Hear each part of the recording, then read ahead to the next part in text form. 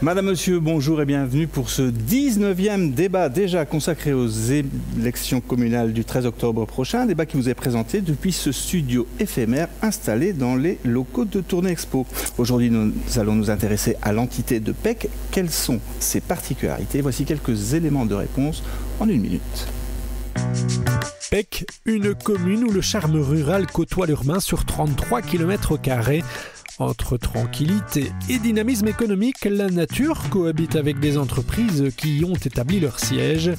L'entité est traversée par la Nationale 50, un axe essentiel dont la fin des travaux de réfection se fait attendre par les 5966 habitants, répartis équitablement entre hommes et femmes. Le chômage y est de 8,7%, le revenu moyen de 19 506 €. Voilà donc pour la carte d'identité d'une commune au sein de laquelle pas mal de projets ont fleuri durant la dernière mandature. Mais que s'y est-il passé lors des 6 dernières années? Je vous propose un petit retour non exhaustif sur les faits marquants d'une période quelque peu mouvementée.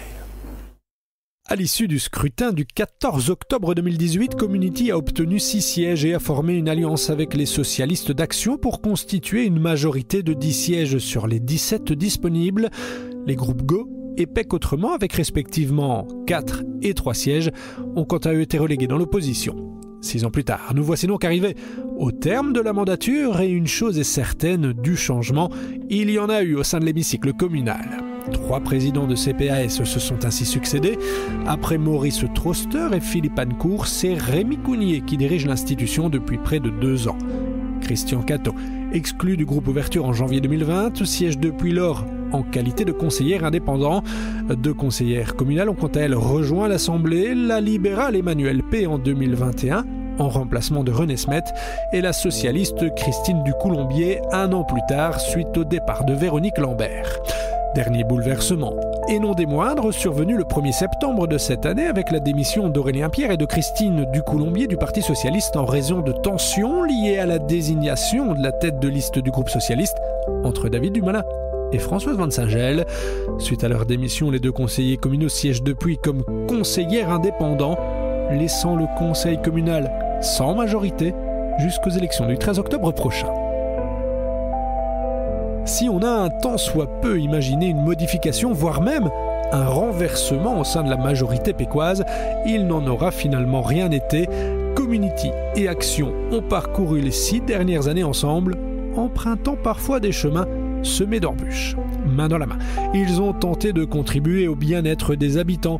Plusieurs chantiers ont ainsi été lancés. Une partie de la Nationale 50 a été refaite, tout comme la place des Rines qui a subi un beau lifting et gagné en place de parking, ou encore le musée Jules Joris qui poursuit sa cure de jouvence et dont les projections sur le futur ne laissent personne indifférent. Mais la grosse annonce de cette mandature, elle concerne la jeunesse, ou plutôt la petite enfance, avec la construction prochaine d'une crèche de 21 places dans le village des Rines.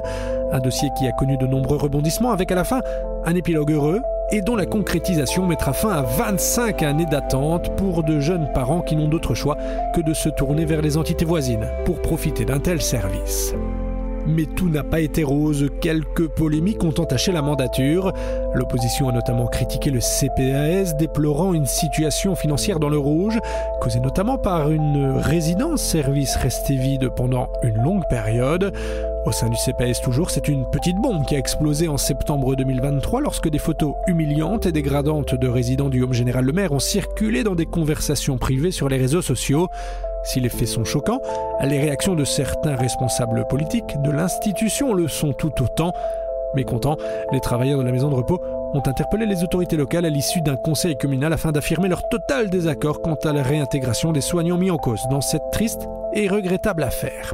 Un CPAS dans la tourmente, un CPAS qui a connu 3 présidents sur une seule mandature, mais un CPAS qui respire enfin sur le plan financier malgré une explosion de l'aide sociale qui a doublé depuis 2020. Le 13 octobre prochain, 5 listes se soumettront au vote du citoyen. Community, Action EPS, Pec autrement, les engagés et Alliance citoyenne. Place à présent à la première partie de ce débat. Elle est consacrée au service aux citoyens.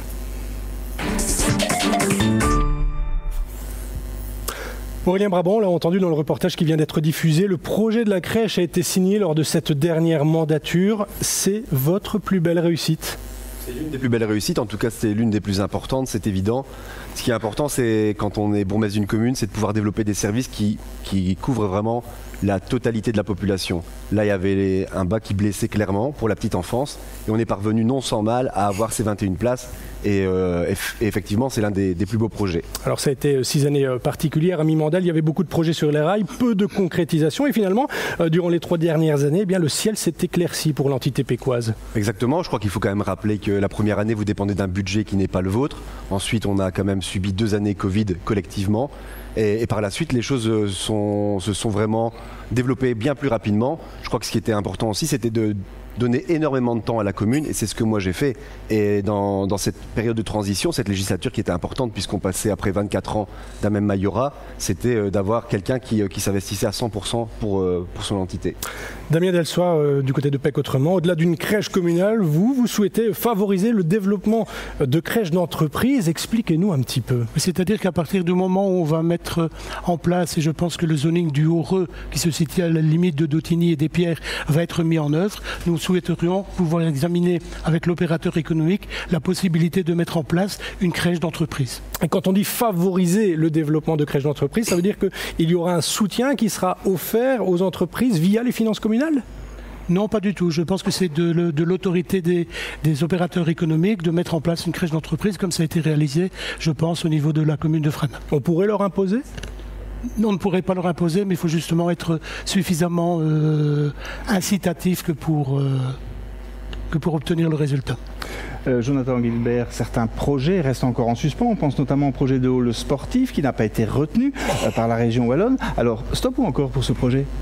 Encore, et avec un grand plaisir d'ailleurs. Donc effectivement, une première possibilité s'est offerte à nous, alors que ce n'était pas prévu dans notre programme spécialement, ni dans le plan communal des projets.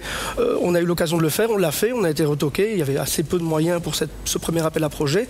Mais néanmoins, ça nous a permis de rentrer une esquisse, ce qui n'existait pas jusqu'à présent, et d'envisager une implantation et une intégration dans un contexte du hall sportif, dans un complexe sportif. Et tout ça a été prêt. Et donc maintenant, on relance le projet qui est bien nécessaire d'ailleurs. Avec une partie en fonds propres, la commune a les moyens, elle peut se le permettre ? En tout cas, à l'heure actuelle, on a préparé des réserves. C'était un peu le leitmotiv de cette législature. Il fallait prévoir les projets, mais il fallait aussi en assurer les moyens. C'était un peu aussi le bas qui blessait pour certains autres grands projets par le passé. Ici, non seulement on a préparé un projet, on a une esquisse qui est encore à développer, mais qui est en tout cas bien avancée. Et surtout, on a déjà mis au moins 1 million d'euros à disposition sur une réserve dédiée à ce projet-là. Pierre Méganck, un hall sportif à Warcoing, c'est un projet que vous soutenez ? Ouais, c'est un projet qu'on soutient parce que je pense que c'est une priorité pour les jeunes.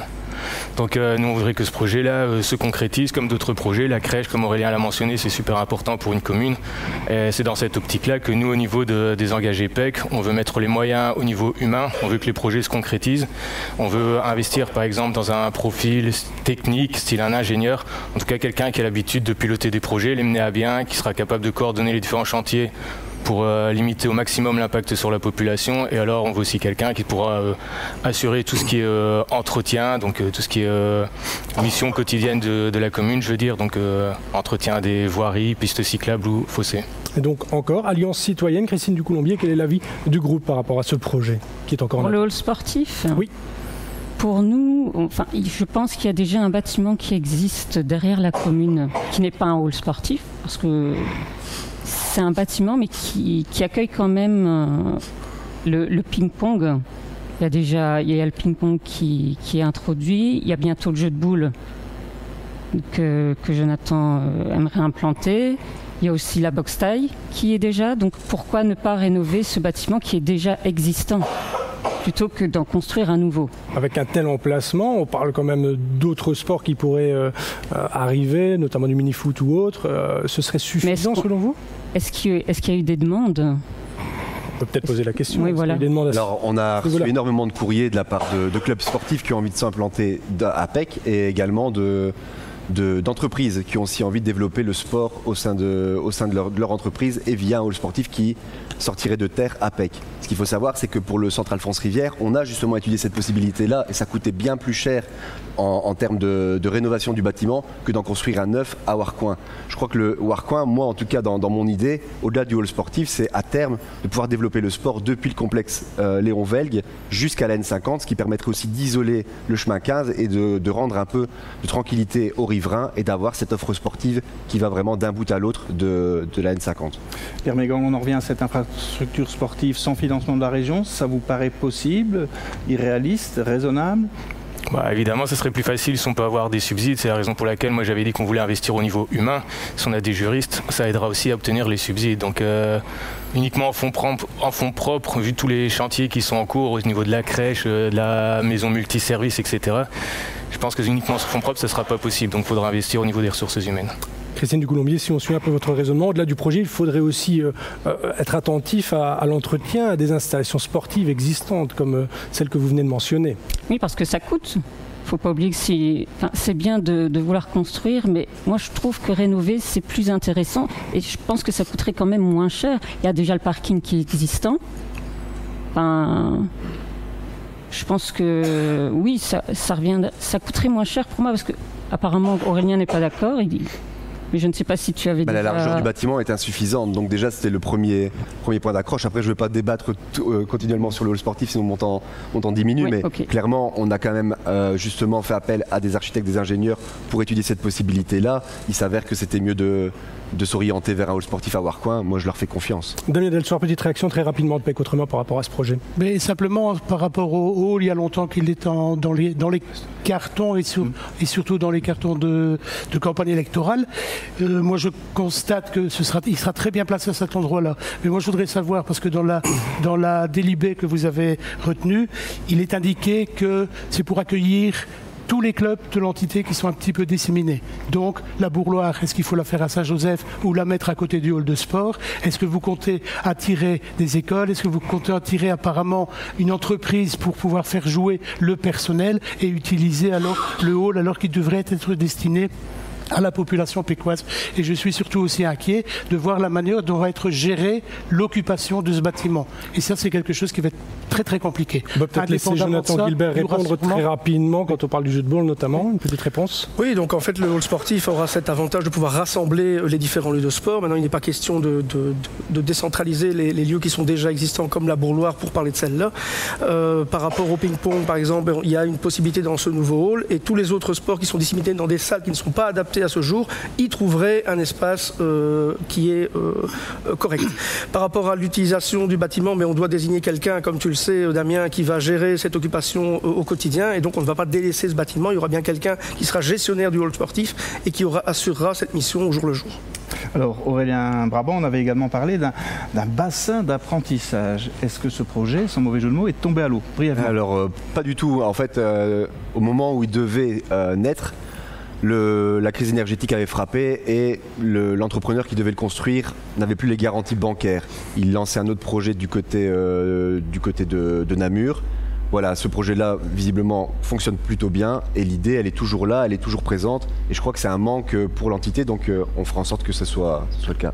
Petite réaction par rapport à ce projet, bonne idée, mauvaise idée? Personnellement, moi je salue l'initiative qui a été prise lors de la législature précédente. Par contre, on a vu que le projet n'était pas réalisable. On avait uniquement une candidature, un privé, et elle n'a pas été suivie par les institutions bancaires. Donc moi je pense qu'il faut prioriser et concrétiser.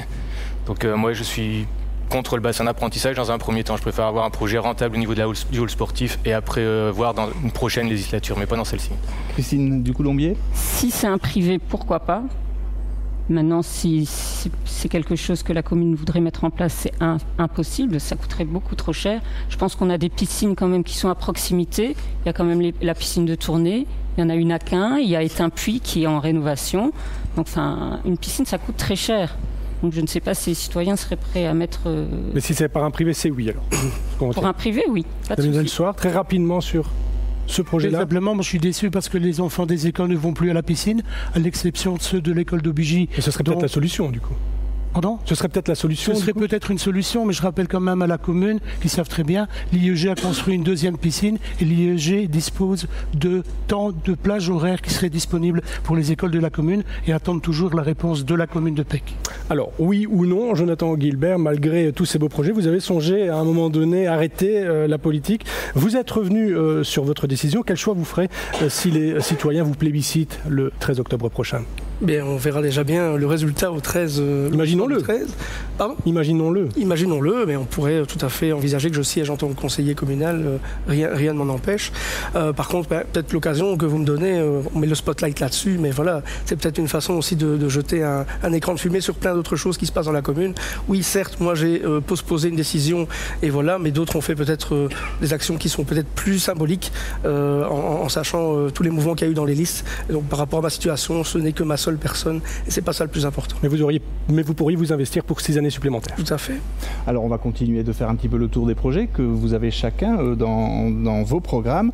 Pierre Mégang, au-delà du sport, un projet que vous soutiendrez, c'est celui de la mise en conformité du Home Le Maire, Général Le Maire. Ouais, je pense que c'est un autre des grands défis de la prochaine législature. Je pense qu'il y a des subsides qui ont été obtenus en 2012.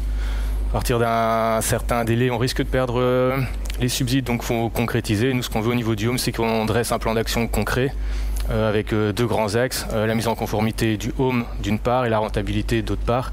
Donc je pense au niveau de la mise en conformité, on doit prendre 2 ou 3 possibilités, regarder la rentabilité et agir. Et au niveau de la rentabilité, on a on a quelques idées, notamment le développement d'une maison médicale pour attirer des médecins qui soient spécialistes ou généralistes. Une autre activité serait éventuellement un pôle pluridisciplinaire avec kiné, logopédie ou psychologie. On en reparlera un peu plus tard, mais ce sera aussi l'occasion de préserver les emplois, Christine Ducoulombier. Oui, tout à fait. De toute façon, nous, on époux. Ce home est vieillissant, donc je pense qu'il serait temps de l'agrandir. En plus, ce que moi, personnellement, j'aimerais aussi apporter en tant que... Voilà, j'adore les animaux. Donc, ce que j'aimerais, c'est que les personnes puissent accueillir donc, dans ce nouveau home un animal de compagnie. Un animal de compagnie. N'importe lequel, on imagine. Bien sûr, pas un chien trop imposant, des petits chiens, un petit... Voilà. Un autre des projets que vous évoquez, c'est la modernisation de la salle Roger Lefebvre à Hérine. Qu'est-ce que vous pouvez nous en dire ? Cette salle, ça fait presque 25 ans que j'habite à Pec. Cette salle est dans un état catastrophique pour moi. La cuisine est impraticable, les WC sont désastreux. Donc je pense que la rénovation, c'est une des priorités. Ça doit être fait dans les années ici, dans les 6 années. Enfin, c'est quelque chose... Les citoyens ont le droit d'avoir une salle communale qui soit accessible et qui soit en bon état. On évoque un projet de rénovation, notamment de la partie cuisine, avec l'implantation de la crèche sur le site RTS. C'est une bonne formule pour vous d'intégrer la rénovation du hall dans le projet de crèche qui va se développer juste à côté ? S'il y a une crèche qui doit se faire, parce que j'avais entendu parler que Jonathan voulait qu'il y ait une cuisine commune. Pour la crèche, moi je n'y suis pas... Voilà. Je pense que ce n'est pas une très bonne idée. Je sais pas. Non, le projet n'était pas celui-là, c'était de se dire, ok, on a des sanitaires dans la salle qui doivent être faits, on a des sanitaires qui doivent être prévus dans la crèche. L'adossement des 2 projets permet des économies d'échelle, notamment sur ces investissements-là. Mais il est clair que ce sera 2 structures complètement cloisonnées qui n'auront pas d'interaction. Mais donc on peut dire aujourd'hui que cuisine et sanitaire seront rénovés grâce à ce projet de crèche. Tout à fait. C'est tout l'intérêt de ce projet d'adosser la crèche à la salle Roger Lefebvre, puisque dans la mise en œuvre actuelle, on prévoit bien cette rénovation complète, je le dis, des sanitaires et de la cuisine de la salle Roger Lefebvre. Et donc voilà déjà un point à supprimer des différents programmes. Damien Delsoir. Simplement pour dire que la rénovation de la crèche et de la cuisine c'est très bien, mais ça n'entre pas dans le projet de la crèche en elle-même parce que ça ne pourra pas être subsidié. Or, j'ai pu voir en tout cas dans une publication de monsieur le bourgmestre que la demande de permis avait été déposée et on n'aura pas de subside pour la rénovation de la cuisine et des sanitaires. Et moi j'aimerais bien aussi, je le dis à monsieur le bourgmestre, c'est bien d'être un grand communicateur, mais il faut peut-être parfois passer aussi par la CCATM et par le conseil communal avant de prendre une telle décision. Je vais vous donner l'occasion de répondre. Est-ce qu'on peut aujourd'hui affirmer que cette salle Roger Lefebvre sera modernisée ? Alors non seulement elle sera modernisée, après j'invite quand même Damien. Moi, la politique, je la fais depuis 12 ans. Toi, tu te remontres tous les 6 ans avec un parti différent. Donc je peux entendre que tu dises que ça n'a pas été discuté en conseil communal, mais ça l'a été. Je peux entendre que tu dises que ça n'a pas été discuté en CCATM, mais ça l'a été. Donc voilà, je pense que le premier élément, quand on veut bien communiquer, c'est de dire la vérité. Et j'aimerais que tu le fasses. Donc voilà, pour le reste, effectivement, cette cuisine et ces sanitaires sont prévus, ça a été voté. Donc en fait, j'entends des projets ici qui ont été votés en conseil communaux. Et donc je suis un peu étonné de dire, nous on propose ça, on propose ceci. En fait, les propositions aujourd'hui, les programmes des uns, en fait, c'est un peu notre bilan. Donc je suis un peu perturbé par ça. Mais le soir, quand on parle de service aux citoyens, il y a quelque chose qui vous chiffonne au sein de l'entité, c'est le manque de réseau mobile. Tout à fait. Tout à fait. Je voudrais qu'on porte une attention très particulière à l'installation de moyens et une discussion avec les opérateurs pour que chaque quartier de notre entité puisse bénéficier d'un bon réseau et en faire d'ailleurs profiter les villages avoisinants. Et qu'est-ce qu'une commune peut faire ou exiger aux opérateurs, justement aux opérateurs mobiles, pour améliorer son service? J'ai appris que M. le bourgmestre discutait avec l'opérateur Proximus, donc je pense que la démarche a déjà été entamée. Pierre Mégang, une bonne connexion, c'est important pour le projet que vous défendez, celui d'une application qui permet de rassembler toutes les informations qui concernent la commune. Expliquez-nous un peu, Stéphane. Oui, en fait, il y a pas mal de beaux projets qui ont été lancés, qui sont sur les rails, mais il faut aussi des solutions à court terme. C'est la raison pour laquelle nous, on avait pensé à une application pour smartphone. C'est une communication jeune et je pense que c'est vers ce type de communication qu'on doit aller. Cette application serait notamment utile pour toutes les activités sportives, donc on y référencerait tout ce qui est proposé dans la commune de Pec, mais aussi dans les communes voisines. Dans les communes voisines, on pense aussi à la commune des Pierres et le Chien, ou bien Havelgem pour la piscine. Parce que nous, au niveau des engagés à PEC, on voudrait aussi avoir une ouverture vers la Flandre. On pense que ça serait important pour l'image. Christine Ducoulombier, une telle application pour PEC, c'est une nécessité. Vous défendez également l'idée d'élargir les horaires au sein notamment de l'administration. Oui, c'est important parce que pour les personnes qui travaillent comme moi en journée, c'est compliqué de se rendre à la commune. Donc on aimerait que les horaires soient un petit peu élargis, donc soit un petit peu plus tôt le matin, ou soit un peu plus tard, un jour par semaine, ça suffirait. Et avec une accessibilité le week-end aussi, par également, oui. Comme ça se fait actuellement, le samedi matin. Donc ça, il faudrait conserver. Et ça voudrait dire que cette ouverture du samedi matin, elle serait aussi valable, comme ce n'est pas le cas pour le moment? Voilà, pendant les congés scolaires également, oui. Jonathan Guilbert, au niveau des services aux citoyens, le point fort de votre programme, c'est le lancement ou la volonté en tout cas de lancer un taxi social sur l'entité. Tout à fait, parce que souvent nous sommes interpellés par des citoyens qui se trouvent dans la difficulté de se déplacer. Il y a bien des systèmes qui existent déjà sur l'entité ou dans les entités voisines, mais qui apparemment sont surchargés et ne permettent pas de remplir le rôle à 100%. Et donc on veut s'investir dans un tel projet. C'est un projet qui serait uniquement sur l'entité de PEC ou éventuellement on peut imaginer une piste supracommunale par exemple? Il n'y a pas de problème à ce qu'on discute avec d'autres, mais en tout cas nous on veut être moteur dans le développement de ce projet. Aurélien Brabant, quelle est la suite si Community reste au pouvoir? Quels sont les autres projets qui pourraient sortir des cartons? Il vous reste 20 secondes pour répondre. 20 secondes, un des projets qui me tient à cœur et qui est important pour le développement de Léaucourt, c'est une deuxième maison de Léaucourt qui est vraiment adaptée plutôt aux activités pédagogiques et qui permet une meilleure cohabitation entre justement ces activités pédagogiques et la partie associative et Horeca. Christine Ducoulombier, en 10 secondes, bonne chose, ça, une deuxième maison de Léaucourt. On aura peut-être l'occasion de faire réagir son président tout à l'heure. Oui, pourquoi pas. C'est une très bonne idée. Ouais. On peut peut-être faire aussi un tour de table. Jonathan Guilbert, il vous reste 20 secondes pour le projet phare à mener pour les 6 prochaines années au niveau du service aux citoyens. Au niveau du service, je pense que c'était une compétence que j'avais et dont je disposais, c'est l'ATL. Je veux qu'on puisse faire en sorte d'avoir un spectre complet entre les écoles, toute l'offre sportive et culturelle qui l'entoure et avoir vraiment un rôle prépondérant de cette structure. Damien Delsoir, oui, la mesure à mettre en œuvre très rapidement pour PEC pour rendre un meilleur service aux citoyens. S'occuper du logement, ça c'est une première chose, parce qu'on a raté les logements tremplins ici durant cette législature. La seconde chose, c'est que je regrette absolument qu'il n'y ait pas de la possibilité d'avoir des bornes de recharge électrique sur les parkings communaux. C'est quelque chose à développer, ça. À développer en collaboration avec l'installation des panneaux photovoltaïques sur chacune des propriétés communales. Pierre Mégang, une ou deux idées, deux pistes que vous envisagez de creuser au niveau des services aux citoyens dans la législature qui arrive? Moi, j'ai mentionné 3 axes. Au niveau des engagés, il y a 3 axes qui sont importants. Tout ce qui est infrastructure, on veut concrétiser. Comme je l'ai déjà dit, il y a des projets qui ont été mis sur l'air, on veut concrétiser. Deuxième axe, c'est la santé. Je l'ai mentionné via une maison médicale, une maison pluridisciplinaire. On veut éventuellement rénover des bâtiments pour offrir ces services à la population. Et troisième axe, on veut favoriser l'apprentissage des langues dans la commune de Pec, et plus particulièrement du néerlandais. On est à la frontière linguistique, on trouve que ça serait top pour les enfants de l'entité en tout cas.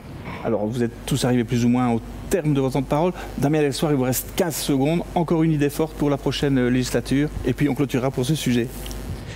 Écoutez, il y aura assumé beaucoup de choses. De toute façon, à partir de l'année prochaine, il y aura la mise en conformité du home qui doit être réalisée. Il y a la crèche qu'il faut réaliser. Il y a le hall de sport qu'il faut réaliser. C'est déjà largement assez.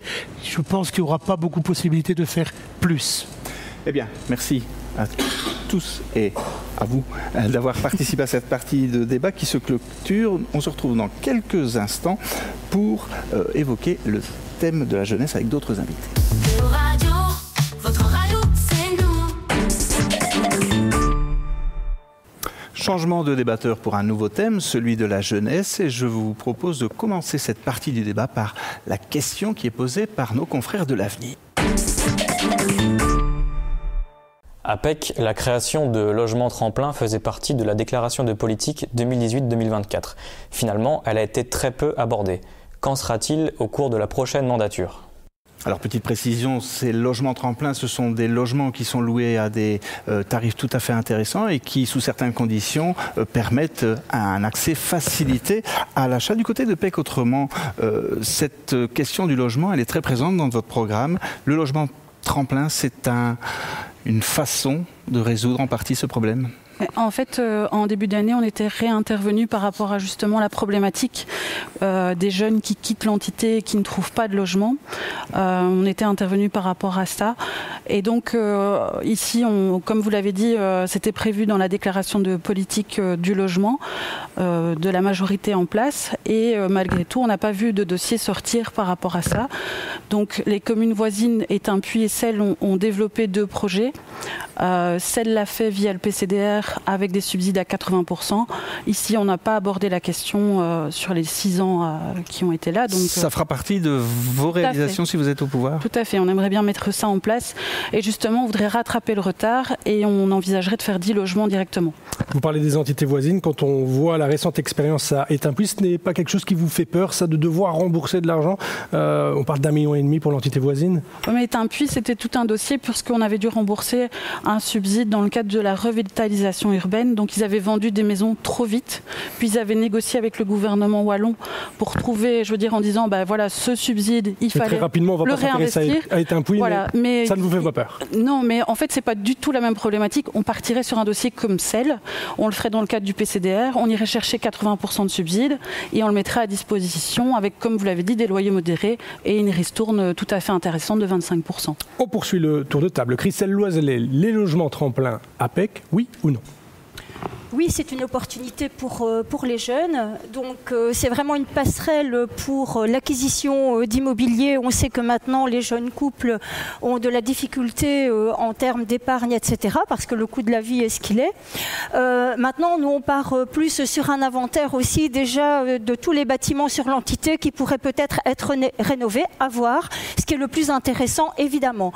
Mais je crois qu'il est vraiment essentiel, que ce soit pour les logements tremplins ou d'autres projet, de faire l'inventaire des bâtiments existants, propriétaires ou pas de la commune, mais je crois qu'il y a un choix à faire, rénovation ou nouvelle construction. La commune pourrait faire un peu de politique foncière en acquérant par exemple certains bâtiments pour les mettre à disposition de jeunes ménages? Oui, je crois qu'il y a des logements vides, des logements qui se dégradent, dont la commune n'est pas propriétaire. Et je crois que ça serait intéressant, maintenant je ne connais pas le résultat, mais je pense que c'est intéressant de se pencher là-dessus pour aussi avoir une commune avec du mobilier plus récent, de l'immobilier plus récent, pardon. Aurélien Pierre, quelle est la position d'Alliance citoyenne par rapport à cette thématique et ce projet? Tout à fait d'accord pour les logements tremplins. Notre groupe défend cela et c'est même dommage que ça n'ait pas été évoqué plus tôt. Après, effectivement, faut décider et affiner en fonction que c'est un pourcentage du loyer ou un montant fixe et surtout dire si la personne qui loue le logement peut acheter ce logement-là ou peut en acheter un autre sur l'entité, ce qui permet d'avoir un certain roulement dans le logement de départ. Vous dites décider et affiner, on parlerait de combien de logements pour Pec? Imaginons.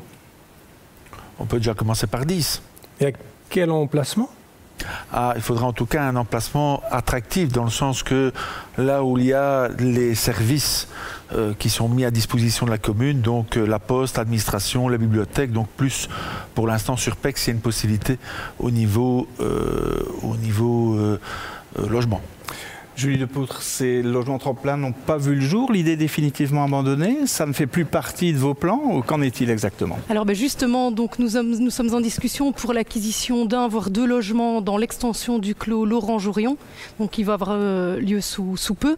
Et alors ce serait donc effectivement pour du logement tremplin, mais il y a aussi un autre projet de la Société Wallonne du Logement à Warcoing qui prévoit 14 habitations donc, qui seraient pour primo-acquéreurs, 2 tiers pour les primo-acquéreurs et le tiers restant sera ouvert à tout public. Et donc là, nous sommes également en pourparlers pour acheter ces terrains et les mettre à disposition, soit à nouveau pour des primo-acquéreurs, soit pour du logement tremplin. Et là, effectivement, donc on peut avoir jusqu'à 850 000 € au niveau de la Fondation rurale.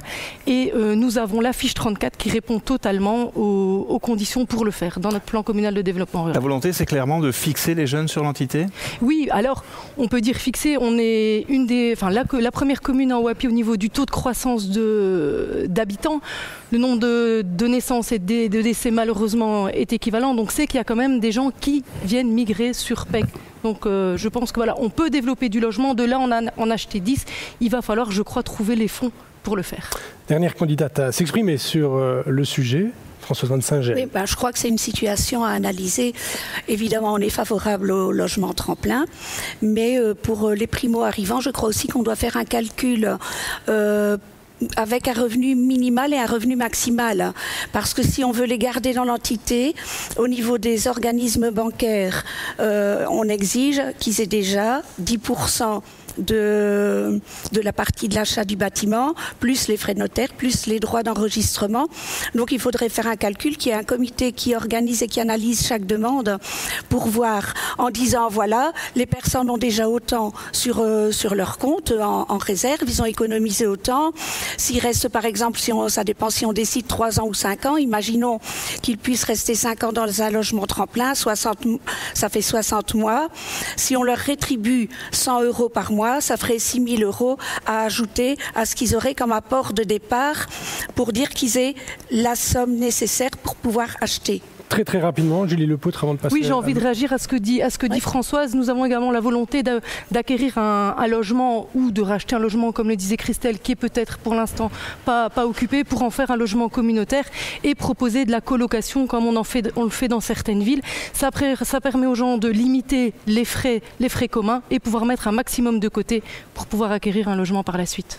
Alors voilà, on l'a compris, donc le logement au centre des préoccupations de chacun des partis en lice pour ces élections. Place à la 3e thématique de ce débat. Elle concerne l'attractivité au sein de l'entité. Comment rendre PEC plus attrayante? Quelles initiatives peut-on envisager? Eh bien, nous avons posé la question aux citoyens. Je vous propose de les écouter. Moi, ça fait pas longtemps que j'habite ici à PEC, tout ça.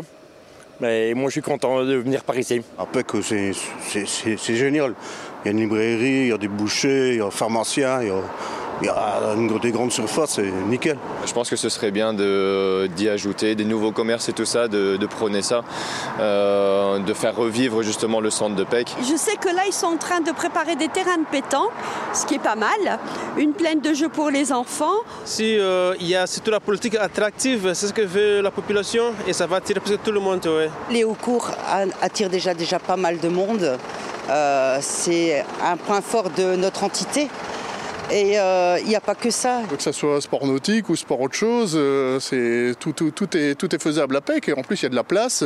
Il y a encore beaucoup de parcelles et d'endroits où on peut exploiter. Donc, tout est faisable. Maintenant, ça dépend des budgets de l'État, ça dépend des budgets de la commune et ça dépend surtout sur qui on va être dirigé. Alors, par qui on sera dirigé, ça on le saura le 13 octobre. On revient à Léaucourt qu'on a déjà évoqué tout à l'heure. C'est un pôle touristique important. C'est quelque chose qu'il faut absolument, je dirais, exploiter. Mieux encore, Julie Lepoutre? Mais oui, tout à fait. Et ça fait partie d'ailleurs du master plan que l'on avait présenté où certains n'ont retenu que les kayaks. Mais c'était bien au-delà de ce qu'on peut penser. Il y avait vraiment énormément de projets là autour, à savoir tout d'abord l'aménagement d'une passerelle qui permettrait d'accéder à Ekelm, qui a également son patrimoine patrimoine et ses centres d'intérêt, on pourrait créer une boucle touristique. Je ne vais pas revenir sur la deuxième maison de Léaucourt qu'Aurélien a déjà détaillée. L'idée, c'est de séparer l'ORECA et le pédalo. Oui, voilà, et les deux pourront ainsi maximiser, je vais dire, leur développement. On est également à l'étude sur un aménagement foncier pour l'instant pour que les agriculteurs puissent exploiter au maximum leurs terres. Après, on pourra alors venir sur un aménagement au niveau de l'environnement, de la biodiversité du site. Aurélien Pierre, je vous fais réagir en tant que président. Comment vous réagissez quand vous écoutez tout ça? Tout d'abord, quand je regarde un petit peu la propagande de Communauté en 2018, il proposait effectivement que ce qui a été fait, mais que les points, que le personnel qui était passé de la commune à la SBL Léaucourt et qui disposait de 40 000 euros de points PE, qu'on comble les 50 000 euros. Force est de constater qu'il n'y a pas eu 50 000 euros, donc parole n'a pas été tenue. Et deuxième élément, c'est qu'on parlait également dans cette propagande qu'on puisse faire un internat pour les élèves des écoles au sein du couvent à Pec, et ce qui n'a pas été fait non plus. Donc moi je dirais qu'avant de s'occuper d'une deuxième maison de Léaucourt, tenons les engagements pour la première. Alors on a un peu été fouillé dans vos programmes respectifs. Au niveau d'Alliance Citoyenne, vous proposez de développer une halte nautique sur la rive gauche de l'Escaut en partenariat avec le SPW. Comment est-ce que vous l'envisagez, cette halte nautique? Ça a été évoqué il y a très très longtemps, c'était un peu perdu de vue, et donc on souhaiterait rediscuter avec le SPW, et il y aurait moyen logiquement de faire quelque chose là, suite à ce moment-là. Sur le site des Albronnes aussi, qui est à retravailler selon vous. Expliquez-nous. Oui, le site des Albronnes, où il faudrait en refaire un site plus vivant qu'il n'est que pour l'instant, et de refaire un site bien protégé pour les gens qui vont y aller au niveau de la pêche, notamment. Christelle Loiset, quelques mots sur le tourisme important pour une entité comme PEC? Tout à fait important. Il est vrai que la maison de Léaucourt est vraiment un point central par rapport au tourisme. On adhère complètement à cette idée d'élargir en tout cas l'offre au niveau de la maison de Léaucourt, au niveau pédagogique, etc. Donc on met vraiment en avant le travail des bénévoles parce que finalement, en tout cas, on a l'impression que cette maison tourne principalement grâce aux bénévoles. Et c'est vrai que c'est vraiment très important d'élargir cette offre ORECA, mais aussi tout ce qui est activité, tout en préservant le site, bien évidemment. Alors, autre point fort de votre programme, c'est d'élargir aussi l'offre thérapeutique. Qu'est-ce que vous pouvez nous en dire? Voilà, donc l'offre thérapeutique, donc la santé, on l'a déjà dit, en termes de prévention, c'est un point qui n'a pas été mis en avant au niveau de cette législature. Je crois que c'est très important. Donc au niveau du pôle thérapeutique, on imaginerait peut-être, c'est une idée, de pouvoir centraliser au niveau du site de la maison de repos, peut-être tout ce qui est plus médical, à voir peut-être si on pouvait insérer ça dans le nouveau projet de la maison de repos. Je pense que ça serait intéressant, d'autant plus qu'il y a un grand besoin par rapport à cela. Comment est-ce que vous envisagez la collaboration avec les professionnels de la santé existants sur le territoire? Oui, bien sûr. Tout ce qui est pôle thérapeutique, donc là, ce sont les praticiens qui cherchent des endroits. Il y a vraiment un besoin, qui cherchent des endroits à louer pour pouvoir pratiquer et répondre aux besoins de la population. La maison médicale, donc, il faudrait attirer les médecins ou spécialistes, etc. C'est aussi un service à la population. Et je pense que ça serait une bonne idée de rassembler ce pôle en un seul endroit, qui serait, pourquoi pas, résidence-service, maison de repos, à réfléchir. Emmanuel P, il y a des professionnels du secteur paramédical dans votre groupe. C'est une bonne ou une mauvaise idée, ce que propose ici Christelle Loiselet? Moi, je veux dire qu'il y a déjà une mise en place qui a commencé au niveau de la résidence-service avec une collaboration avec l'IMSTAM et avec une collaboration avec un médecin. Et donc oui, dans les travaux de réfection de la maison de repos, pourquoi pas augmenter et proposer des services supplémentaires au sein de la mise en conformité du home et justement de récupérer l'espace au niveau de la résidence-service pour pouvoir le reconsacrer, je veux dire, à des résidents qui pourraient intégrer la résidence-service. Mais voilà, il y a un commencement qui a quand même été fait à ce niveau-là. Françoise Van Saint-Gel, l'attractivité de la commune de Pec, pour vous, elle passe par quoi? par Léaucourt, bien sûr, ça c'est certain. Notre groupe avait pensé aussi qu'à Léaucourt, comme il y a une pénurie de camps de patros et scouts, on pourrait peut-être éventuellement envisager d'avoir un terrain qui serait dédié à ça en été, quelques semaines. Également, on a des logements, des villas où ce sont des personnes seules qui y vivent parce que les enfants sont partis, ou des couples déjà un peu plus âgés qui pourraient éventuellement envisager de louer des chambres à des étudiants, tournées et saturées, très chères. Et on pense que des étudiants pourraient venir à moindre coût, ils sont tous de toute façon motorisés, et ils pourraient venir habiter à moindre coût chez l'habitant. On tomberait dans de l'intergénérationnel, où ça pourrait être une lutte contre l'isolement en même temps.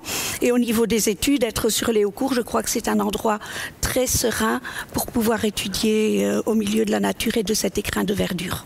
Pour Action PS, l'attractivité de l'entité passe également par le sport. Vous imaginez la création de plusieurs parcours santé et des circuits marche pour VTT également?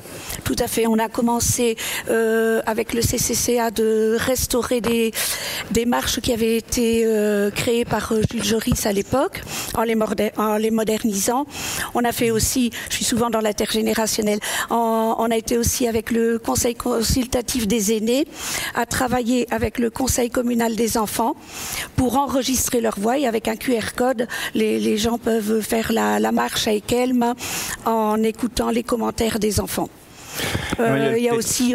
Pardon, oui, j'allais continuer. Il y a aussi un site exceptionnel. Bon, j'ai encore du temps. Oh non. Il y a le site exceptionnel de l'Épine, où on pense pouvoir faire aussi des parcours un petit peu comme le chemin des poètes au Mont-Saint-Aubert, avec les plaques de naissance, des parcours sensoriels, un peu de jeu, mais que ça reste un espace avec des tables de pique-nique de manière très zen. Voilà, un espace zen. Quand on parle d'attractivité, on parle aussi d'attractivité économique. Est-ce qu'il y a des choses à faire pour attirer des entreprises? Est-ce qu'il faut, sur le plan économique, offrir des possibilités pour des entreprises qui souhaiteraient s'installer à Pec? Qu'est-ce qu'on peut proposer? Je pense que, comme on l'a dit, ici on va avoir la sortie du Pont Bleu, où on va avoir un nouveau développement économique. Maintenant, c'est clair que sur la route principale, au niveau de la Nationale 50, il y a quelques chancres au niveau de bâtiments qui sont encore à louer et qui sont inexploités, dont on pourrait essayer de récupérer, je veux dire, des commerçants ou des commerces sur cet axe principal où on a ces cellules vides, c'est un peu malheureux. Mais maintenant, au niveau des commerces locaux, on est assez fourni, que ce soit au niveau des produits locaux, etc. On a beaucoup de chance au niveau de l'entité d'avoir un réseau énorme en termes de fermes, en termes de produits à tout niveau. Alors quand on parle de développement économique, de création d'emplois, évidemment la question qui revient, c'est toujours comment faire en sorte que ces emplois bénéficient, si pas en tout, au moins en partie, aux Pécois. Est-ce qu'il y a des choses à mettre en place pour permettre cela? Maintenant, il y a, je veux dire, peut-être plus de collaboration aussi avec la Maison de l'Emploi, qui est sur Étain-Puy, peut-être avoir justement ces permanences.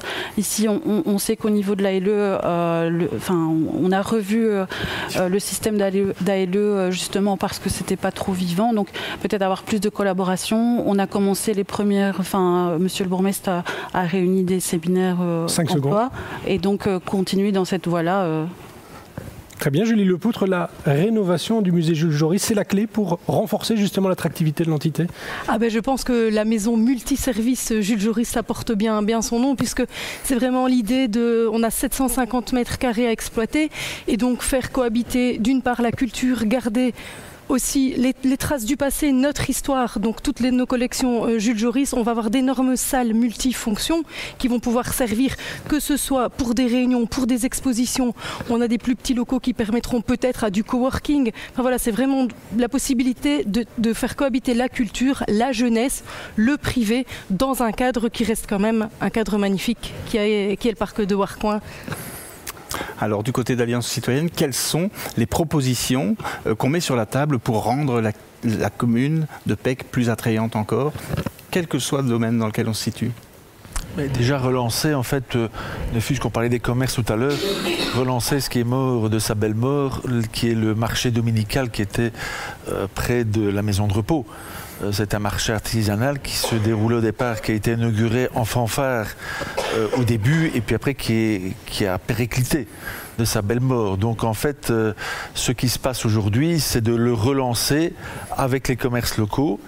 Et je vois que c'est possible quand je vois qu'à Néchin, ça fonctionne. Donc, mais de refaire de la communication, de rebouger, d'utiliser le bulletin communal et éventuellement de faire ça autour des 5 villages de l'entité et de passer chaque mois dans un village différent. Ça, ce serait une éventualité. Il vous reste quelques secondes. On a évoqué les commerces. Dans le micro-trottoir, les gens disaient qu'il y a pas mal de commerces. En termes d'attractivité pour les entreprises, les petites entreprises, est-ce qu'il y a quelques pistes à creuser? Très rapidement, il vous reste 6 secondes. En tout cas, de réunir à la commune, via un spécialiste qui puisse avoir ces réunions-là, qui soient organisées afin d'arriver à quelque chose. Très bien, Christelle Loiselet, il vous reste 15 secondes de votre côté pour les engager, les pistes à explorer. Justement, je pensais à notre application, en fait, ce qu'on avait imaginé. Donc, ça rejoindrait aussi les offres d'emploi sur PEC, les commerces. On a imaginé, en fait, de favoriser le commerce des produits locaux en pouvant passer commande, etc. Donc, ce serait vraiment un outil très dynamique et très utile. Jules Prout, il nous reste 5 secondes pour une proposition forte pour que PEC soit l'endroit où on a absolument envie d'aller habiter. Mais moi, j'ai quand même envie vite d'aborder les commerces, acquérir une cellule commerciale pour celui qui a envie de se lancer et d'essayer son futur commerce. Eh bien, merci mesdames, merci monsieur d'avoir participé à ce débat. On va passer à la 3e partie de cette soirée, à la partie qui est réservée aux jeunes candidats. On se retrouve dans quelques instants.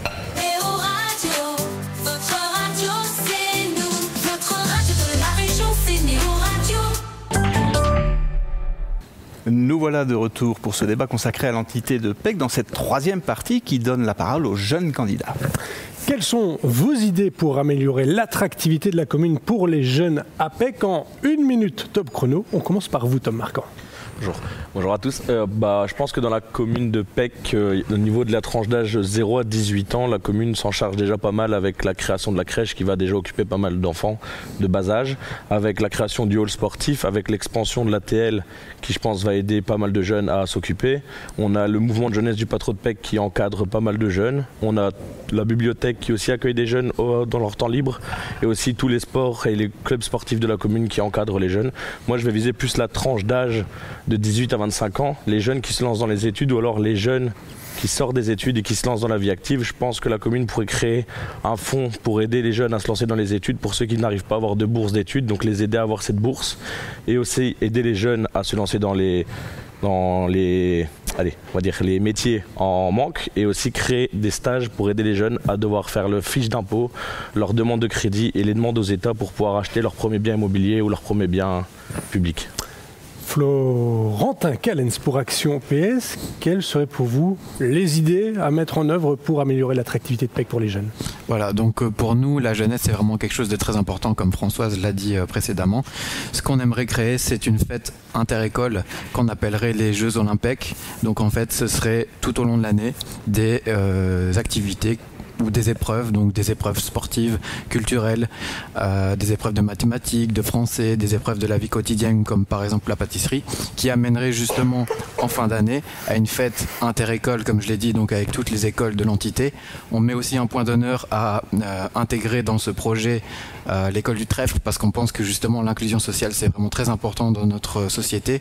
Tous les jeunes ont leur place à PEC et dans la société et donc ce serait l'idée, ce n'est pas forcément de créer une compétitivité et une compétition entre toutes les écoles, mais plutôt d'avoir un lieu qui rassemble tous les jeunes pour pouvoir justement se rencontrer au minimum une fois par an, tous ensemble. En 5 petites secondes, puisque c'est le temps qui vous reste, vous avez également le projet Sors de ta grotte pour réunir les jeunes au sein de l'entité.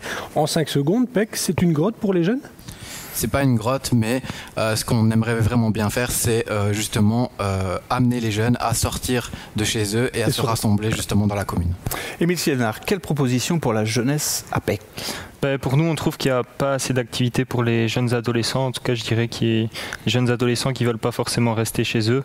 Donc on aimerait bien mettre en place un Agora Space en plus à Erin pour qu'ils puissent se réunir tous ensemble et sortir de chez eux un petit peu. Élaborer aussi des stages dans les bâtiments scolaires, donc pendant les vacances scolaires qui sont inoccupés aussi pour plutôt les jeunes adolescents, je dirais. Bien évidemment, continuer à soutenir tous nos clubs sportifs et nos mouvements de jeunesse. Je pense au Patro. Et puis, je dirais créer un terrain synthétique aussi pour les clubs sportifs. et ouais, bien communiquer sur tout ce qui est déjà en place, en tout cas dans l'entité, quoi. Avec un Agora Space à Erin, il y en aurait 2 sur l'entité. On vise tous les villages de l'entité ou alors on se contente de ces 2-là? Pour l'instant, les 2, mais pourquoi pas dans un futur avoir un petit peu avec les autres villages, quoi, s'il y a lieu d'être d'en mettre ou pas. Alors, dans votre programme, on voit aussi que vous souhaitez remettre en place des cours de natation pour permettre aux enfants d'apprendre à nager. Oui, tout à fait. On trouve que c'est super important pour les enfants de savoir nager. Donc, ouais, on aimerait bien remettre des cours de natation. Ambrosia Gozzi, qu'est-ce que les engagés proposent pour les jeunes? Si vous êtes au conseil, sur quel dossier aimeriez-vous travailler? Alors pour nous, la santé mentale, la santé physique et le bien-être sont au cœur de nos préoccupations. C'est pour ça qu'on voudrait donner aux jeunes des activités aussi bien sportives que culturelles, artistiques, créatives, manuelles, etc. Il en faut en fait pour tous les goûts. Il faut valoriser les jeunes et leur donner la possibilité de montrer leur talent ou de s'approfondir dans de nouveaux loisirs par exemple. Aussi, on trouve ça important les liens réels entre les jeunes, donc on voudrait faire un lieu de rassemblement pour jeunes. On voudrait aussi les encourager à s'intéresser à la politique en leur donnant la possibilité de donner leurs avis, de participer à des projets communaux, etc. Donc c'est aussi en lien avec notre idée de conseil communal participatif citoyen où les jeunes pourraient poser leurs questions sur des dossiers et comme ça peut-être les attirer vers la politique aussi, trouver des nouveaux intérêts. Les langues sont aussi pour nous très importantes. Le néerlandais, l'anglais, c'est des choses qui nous tiennent à cœur que les jeunes apprennent ça. Voilà. Okay. La minute. Et on termine avec vous, Hugo Berks, pour Alliance Citoyenne. Alors, je trouve que la commune de Pec est déjà très attractive pour les jeunes, que ce soit au niveau du mouvement de jeunesse Le Patro, où on a quand même 120 enfants qui sont déjà là. Nous avons beaucoup de sports comme la boxe taille, nous avons le ping-pong, nous avons le foot, nous avons beaucoup de choses. Et je pense qu'il vaut mieux aller plutôt dans la protection des enfants que sur un sujet qui intéresse, enfin qui est très présent, les réseaux sociaux. Car nous savons maintenant que les enfants sont attirés par les réseaux sociaux de plus en plus tôt et en ont accès de plus en plus vite. Et j'aimerais mettre en place pour certains les élèves de 5e et 6e primaire, une personne qui puisse venir une fois par an expliquer les dangers des réseaux sociaux et qu'est-ce qu'ils pourraient faire, enfin comment les aider à s'en protéger. Dans certaines écoles, et dans une école en particulier, il y a ce banc de l'amitié qui a été créé. C'est quelque chose à produire davantage au sein des écoles de l'entité? Oui, pourquoi pas. C'est à but bénéfique pour tout le monde et je pense que ça peut être très, très sympa pour tout le monde. Eh bien voilà, nous voilà arrivés au terme de ce débat. Merci pour ces propositions. Merci aux autres débatteurs. Merci à vous qui nous avez suivis. Ce débat, vous pouvez le revoir en intégralité sur notélé.be ou l'écouter sur les plateformes de podcast. Merci de nous avoir suivis. Au revoir.